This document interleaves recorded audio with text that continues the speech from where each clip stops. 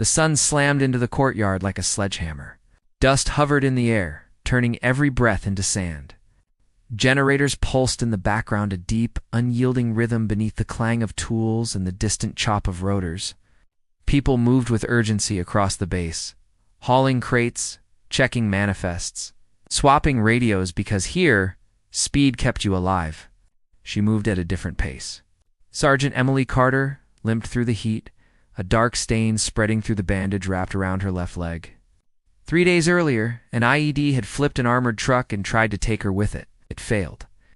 She had dragged 2 soldiers from a burning vehicle and stayed until the ammunition began to cook off. Sleep hadn't come easily since a group of newly arrived Navy SEALs lounged in the shade near the communications building, boots crossed. Arms folded, confidence worn casually. One watched her pass and let a grin slide across his face. "Look at that," he said. "Can't even walk straight. Guess she's done playing soldier." Someone laughed too loud. Another joined in. A third voice tossed out a rumor. Maybe she'd been running the wrong way when it exploded. Heads turned. A few smirked. Emily didn't react. Her gaze stayed forward, her stride steady, her jaw locked in place. She owed them nothing. Others heard. Corporal Ryan Brooks froze mid-step, a coil of cable dangling from his hand.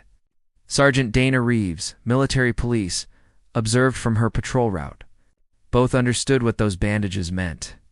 Both had watched Emily crawl into fire. The SEALs didn't know it yet, but the courtyard remembered. Before we continue, make sure to subscribe to Military and Veteran Stories so you never miss these true accounts of courage. And tell us in the comments, where are you watching from today? Emily Carter wasn't the kind of soldier who announced herself. 8 years in uniform had worn the sharpness from her voice, leaving something quieter and steadier behind. She learned early the difference between loud courage and enduring courage. One burns hot and fast. The other holds when it's 3 a.m. and the world is nothing but dirt and fear. She was a medic who never let the word just come before her title. Just a medic doesn't drag a man with shattered femurs through diesel smoke. Just a medic doesn't find a pulse with shaking fingers and keep going anyway.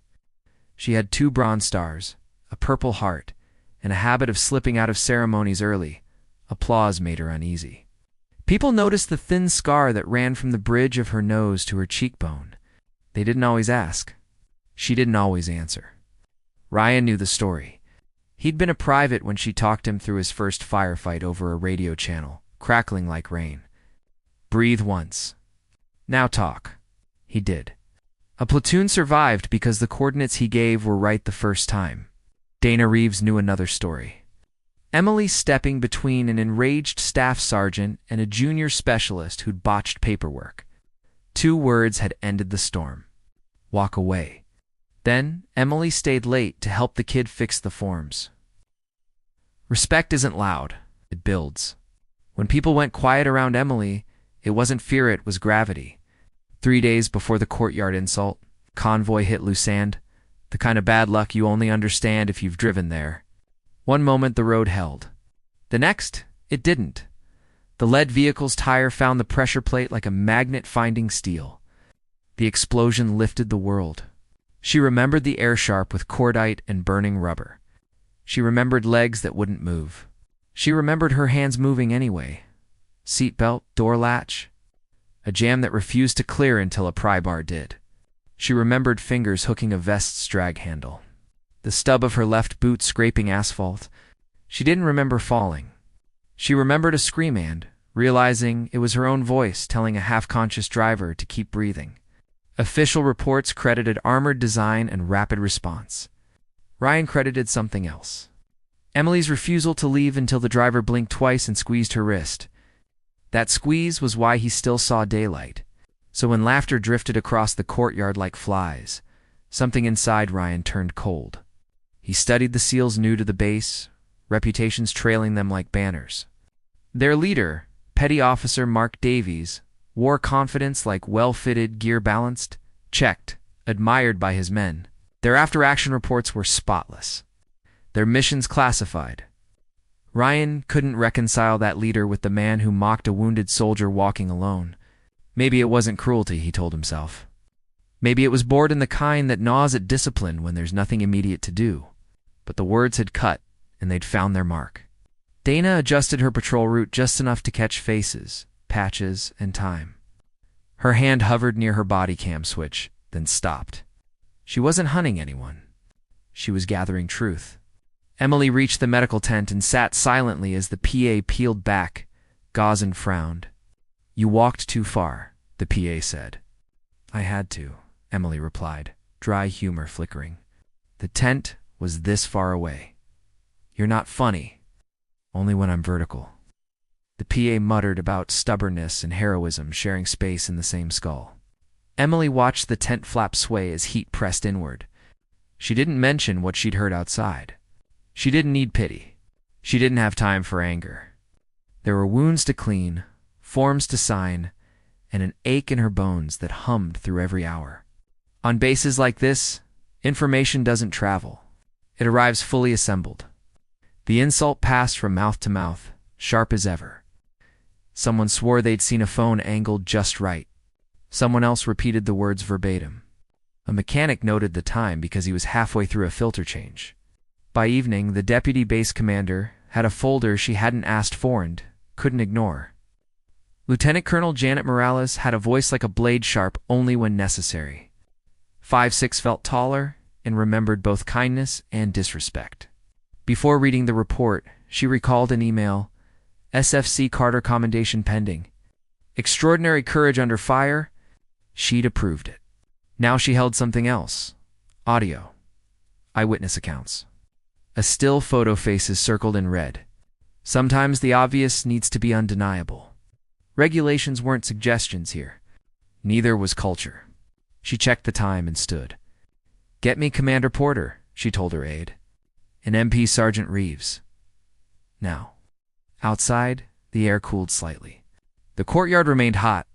They didn't start with accusations. They started with facts. Dana gathered statements with precision. She separated observation from opinion. She didn't lead. She didn't push. The story came anyway tight, consistent, as if the courtyard itself wanted to speak.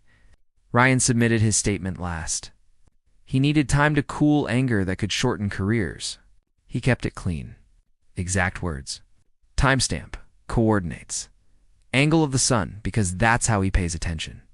The photo wasn't perfect, but body language filled in the gaps. Commander James Porter arrived, jaw set. SEAL commanders carried a paradox strained for violence abroad, intolerant of it at home.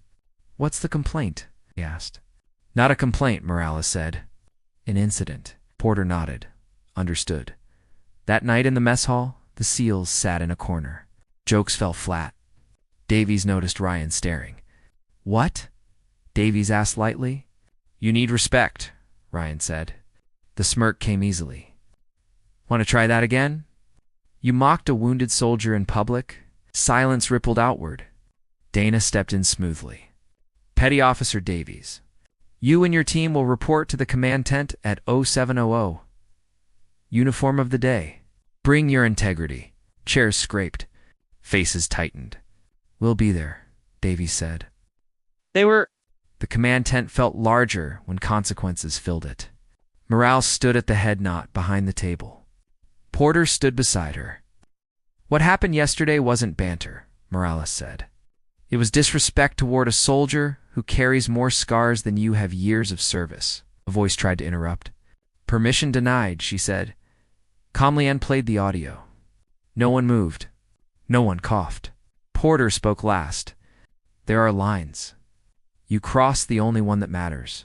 Davies tried to explain. "We didn't know," you assumed, Porter replied.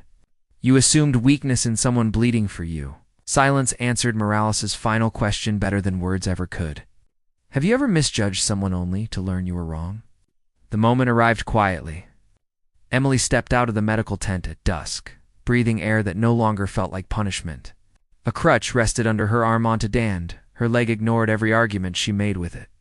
The sky shifted from violet to a deep, bruised blue. She still had one promise to keep.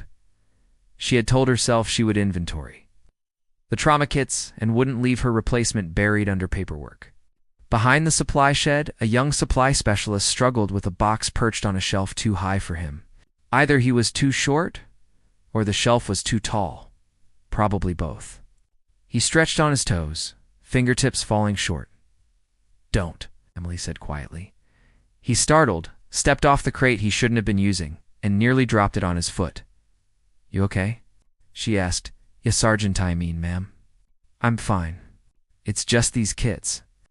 I was told to stage them, and the inventory sheets are out of order. And I can't breathe once," she said. Ryan, passing with a coil of cable, froze at the sound of it.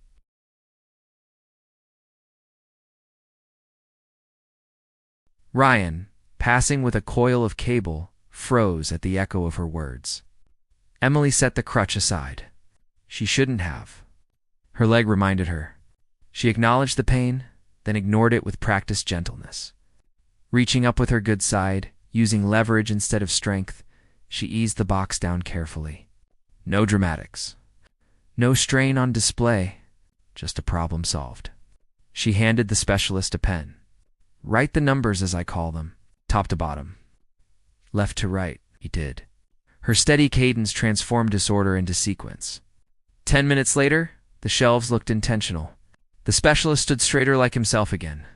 "Thank you, Sergeant," he said, voice tight. "Don't thank me," she replied. "Do it for the next person who walks in here bleeding." He nodded so hard it almost hurt to watch. Ryan stepped closer. "Doc Sergeant," he corrected himself. Respect doesn't assume familiarity. They've convened a hearing. For what? She asked, told the way she asked, told him she already knew. For them. "Don't pull me into it," she said. "You'll make it about me." "It isn't." "It is," he said gently. "And it isn't. It's about all of us." She considered that the way she considered treatment plans professionally, with hope folded into the margins. "If they want a statement," she said, "they can have my silence. That's my statement," he nearly argued, then saw the exhaustion in her shoulders and stopped. "Understood," he left. She watched him go with a softness she rarely let surface. Then she picked up the crutch and the inventory sheet and returned to the orderly shelves. The work was waiting. It always was. It never complained. On the opposite side of the base, near the communications building where words had turned into weapons, a Humvee screeched to a halt. A soldier face, gray eyes wide, was half carried, half dragged, a deep gash running down his arm. The aid station wasn't far, but panic stretches distance. Davies saw it first. He moved without thinking because some parts of him still remembered who he'd sworn to be. He grabbed the soldier's belt, took most of the weight, and ran. "Tourniquet," he shouted. "I need a hand." The hand arrived fast and, sure. Emily. Her face was pale, focused, fierce. She dropped to her knees beside the wounded man with the efficiency of someone who'd done this at night, in rain, under fire. Her leg trembled. Her hands did not. "High and tight," she said. Davies obeyed. She checked the pulse, checked the eyes, repeated the man's name until he answered. She shrank the world down to something survivable. Ryan arrived at a run, tossed a pressure dressing, and stayed silent because silence was correct. Dana cleared the path with clipped authority. "Back up. Make space. Eyes out." In 60 seconds, the bleeding slowed. In 90, it stopped. In 2 minutes, oxygen and a blanket pushed shock back. Emily never looked at Davies. Her focus stayed on the man breathing beneath her hands. When the medics took over and the noise faded, only then did she reach for her crutch and stand carefully, as if gravity had shifted. Davies stared. Every word he'd spoken replayed in his head. He tasted metal. "Sergeant," he said finally. She nodded once, not unkindly. "Get some water. You're pale." He almost laughed at the mercy. He didn't deserve it. He took the water anyway. People say heroes do big things. Mostly, they do the exact right small thing at the exact right moment. That's grace. Mourning brought consequences. The hearing was formal, not theatrical. No one needed a stage. They needed clarity. Morales ran it like a patrol tight, efficient, no wasted motion. "Sergeant Carter," she said, when Emily entered briefly. "You are not here to carry our outrage." "I won't," Emily replied. Porter stood at the back, arms crossed not as threat, but as promise. The SEALs sat in rows, uniforms immaculate. Faces not. "State your name and billet." "Sergeant Emily Carter, Medical Corps, attached to Charlie Company. Were you aware of comments made about you yesterday?"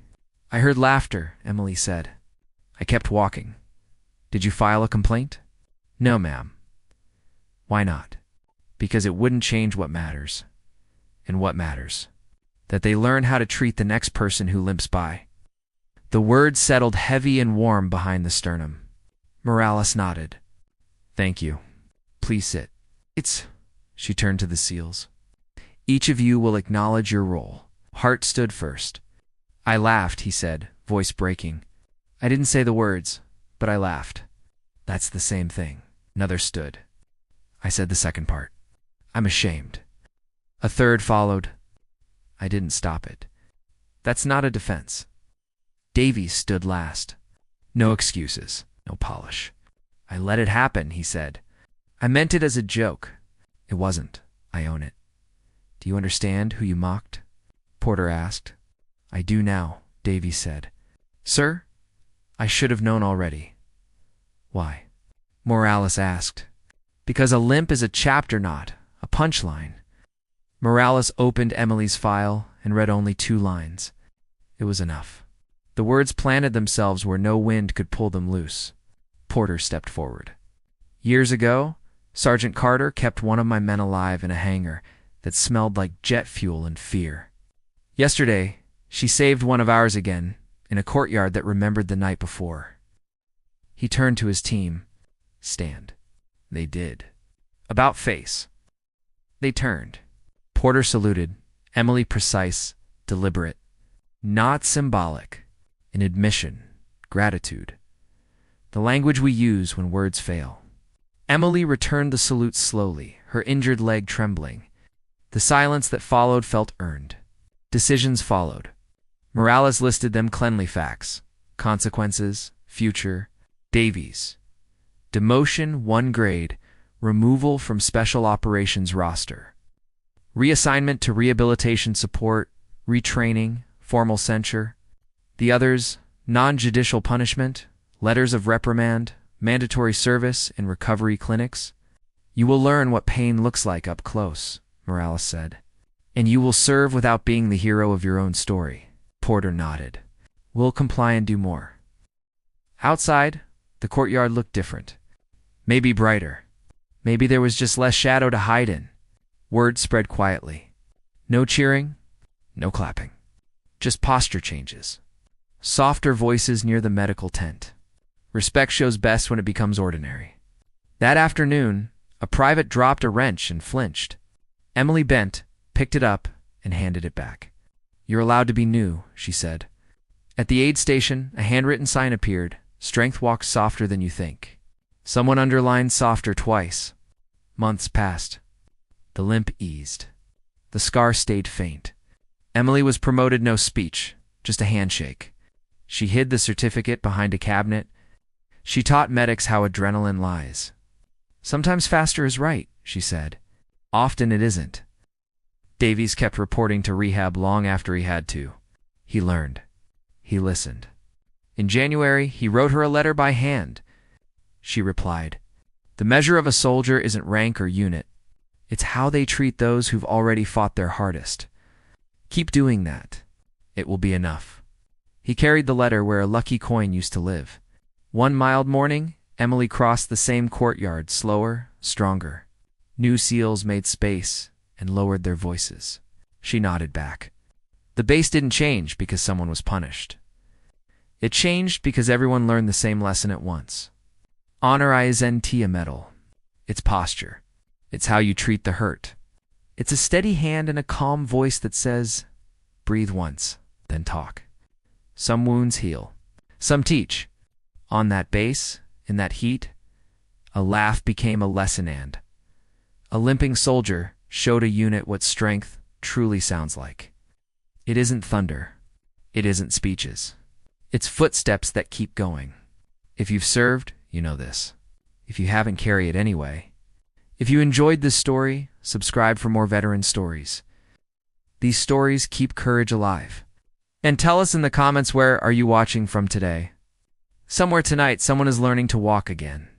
Let your words meet them with steadiness, dignity, and respect.